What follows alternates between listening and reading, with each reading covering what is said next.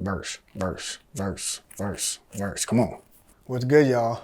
We almost there. About to go over verses 14 through 16. Make sure that y'all taking some notes because there's some really good nuggets in this one. So I hope y'all enjoy it. If y'all missed the first couple videos, make sure you check those out before getting to this one because I don't want y'all to be confused. But yeah, let's get into it. You see another paragraph here. So the way that this is structured, right, is you have these first 5 verses that are talking about this word, right, and what is happening with this word. Then he goes on a little tangent here to talk about John, and then he starts going back and explaining the light again. What verse 14 does is connecting all the way back to the beginning. No pun intended again. I keep doing that. All the way back to the beginning of the book when he's talking about the word, right, and he goes, and the word became flesh and dwelt among us. This word that was just a concept, right? That was just this word. This word became flesh and dwelt among us, right? This explains how the word became flesh, right? Like I said, 9 through 13 was talking like he's giving these ideas, and these people are like, what is going on? And he's like, that word that I was talking about, that word that was with God, the word that was creating the heavens and the earth, that word that was in the beginning, that was light, that word became flesh and dwelt among us. And we have seen his glory as the only Son from the Father, full of grace and truth. John is letting them know, like, the word I was talking about was not just some idea. Like, the word is here now. This word, who's Jesus, is the only Son from the Father, right? He is different from everybody else. He's full of grace. He's full of truth, right? Jesus dwelt. What does this word mean, right? And again, I'm good on word study. Like, every other time I read this, I'll look up a different word to see what it means. But dwelt, skenu. What does skenu mean?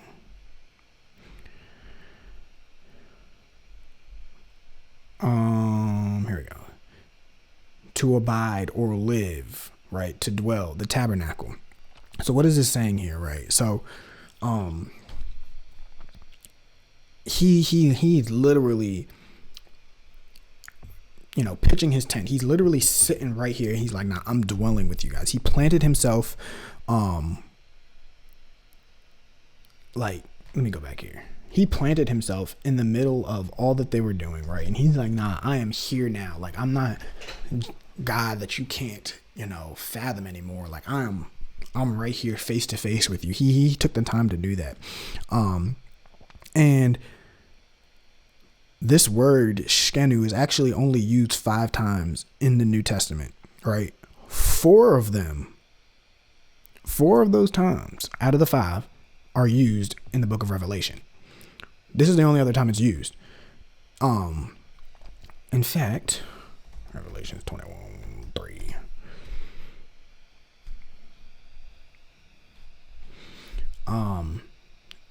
And I heard a loud voice from the throne saying, behold, this is the dwelling place of God is with man. He will dwell with them, and they will be his people, and God himself will be them as their God. Like, this is serious, bro. God is sitting with us, with man, and dwelling with us. He is sitting there.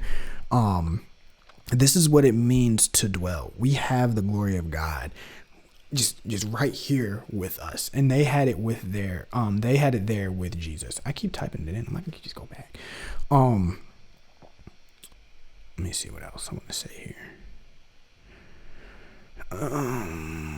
There's that word logos again. Shkenu. Only begotten. We know this from John 3:16. God gave his only begotten Son, right? But this word right here, the only, I don't know how to say that right. How I say that, sir? G3439. Monogenes, right? All right, be quiet. Monogenes. Self-explanatory. Single of its kind, only. How is this used? Used only sons or daughters in relation to their parents, and is used of Christ, right? So when they say that he's one of a kind, like, Jesus is the only one that comes directly from the Father. Like, it just said, yeah, we can become children of God, but like I said then, this is different. Like, this guy Jesus is different. He's not from God the same way we are. We're not from God the same way. He's the only one that, if you want to put it in like more human terms, right? He is the natural son of God. We are adopted children into his family, and God loves us just like he loves him. But he's the true son of God, right? And so now we get to John, right? And John talking about, well, I guess I'm confusing myself now. John the Apostle talking about full of grace and truth. What is this, right? And this, I'm not even going to lie, right? When I was thinking about the name for my channel, this was one of the ones that I was thinking about naming it. Charis Kai Aletheia, right? That's the word that we talked about earlier. Kai just means and charis. This is showing us something right here, right? Grace and truth. We know the truth. When you say truth is, the law. People think of truth as, get away. People think of truth as the law, right? But no, he is saying he's full of, and well, let me not say no. It is the law, but it's grace and truth, right? What is that? This is showing the love and kindness that Jesus had and that God had towards the world. This is one stating that he is the truth. He is the only truth, right? I scrolled all the way down. He is the only son, but he's also the only truth. And he's full of it. He's full of grace and truth. There's not one or the other. The Pharisees had this concept of truth, and they had this concept of the law and being the law is a law, and they had that down pat, right? But what was missing is grace. And this is where Jesus shook up a lot of things in this time period, is the grace of God, like understanding. And again, John gets more into this. John, the apostle, gets more into this as he gets throughout his Bible. But he did not just come to, establish truth. He came to establish grace as well. And that shows the heart of the Father. John 15, John bore witness about him and cried out, "This is he whom I had said, he comes after me, ranks before me," but because he was before me, right? John, like I said, knows his purpose, right? And before that, obviously there was a whole period before the Gospels that was happening, right? It didn't just go from Malachi or Malachi, you like Malachi, put a little Italian spin on it. It didn't go from Malachi to Matthew, and there was nothing that happened. In the intertestamental period, there were still things happening, and even up and before John the Baptist came, he was out there preaching, right? Not came, but before we see him in the Bible, he was out there preaching. He was out there sharing about this guy who was coming, and he's like, "Yo, like this whole time I was trying to tell y'all, this is who I was talking about. This is him. This guy that he's talking about. This is who he's talking about," right? Now for those who don't know, John is Jesus's older cousin. Before Mary gave birth to Jesus, her cousin Elizabeth gave birth to John. Right. And so John is older than Jesus. But here he says, "He who comes after me ranks before me," because he was before me. Right. So it's one thing to understand he who comes after me ranks before me. They had some sort of concept of this. When you think about Jacob and Esau and the blessing, and even though Jacob was younger, he ranked before him because he got the blessing. Like, you're okay. All right. I can understand that. But what do you mean because he was before me? John, you're older than him. What are you talking about? John, like I said, John knew Jesus was a special dude. He's pointing all the way back again. He's like, he was before me because he's been here since the beginning. He's way before me, right?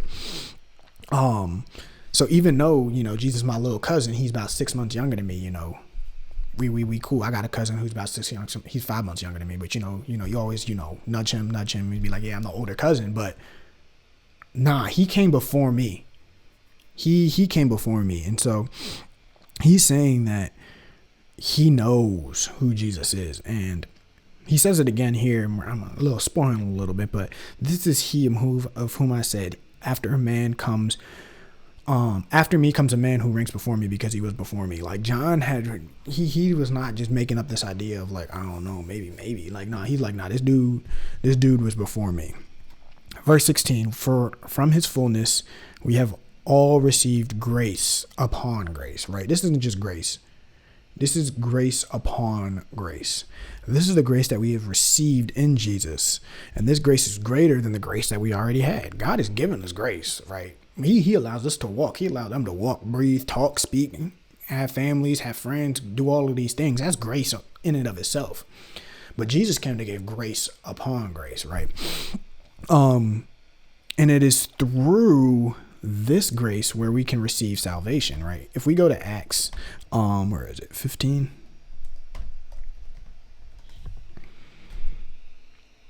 Acts 15:11. But we believe that we will be saved through the grace of the Lord Jesus, just as they will, right? This grace is different. This is saving grace. This is the grace of salvation. And so we can't just take this grace lightly. Every day we take advantage of the general grace that God has given on our life, and the ability for us to walk, talk, speak, breathe. Yes, we all have that, and every believer and every person on the earth has that sort of grace, right? People are walking on the earth even if they're not believers. But this grace, and this grace right here, this grace upon grace, this is saving grace. This is the grace that you get once you're a child of God. And we only get that through him. From his fullness we have all received. And so we need to make sure that we're really taking that in. All right, y'all. Well, hopefully you enjoyed it. Every time that I see the Old Testament connecting to the New Testament, it just does something in my spirit. I don't know. Seeing God move throughout time is just crazy to me.